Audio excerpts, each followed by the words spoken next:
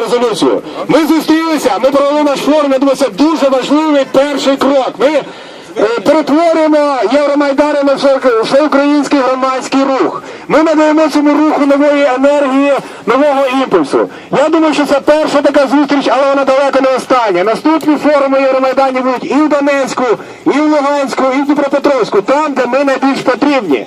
Тому що вони думають, що вони тут все контролюють. Вони контролюють лише тих, хто згоден бути під контролем. Тих бюджетників, які згодні, щоб їх виганяли як отару на вулиці наших міст. Якщо ми не згодні, якщо ми не боїмося, нас ніхто туди не вижене. Я думаю, ви з цим згодні. Тому я надаю слово братам Капрану, вони зараз конкретніше розкажуть про нашу сьогоднішню резолюцію, поки не запрацювала ця машинка.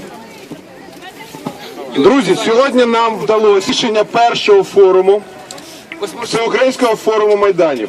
І з цим я вас вітаю, тому що це перший приклад з форуму, на якого не було заготованих рішень.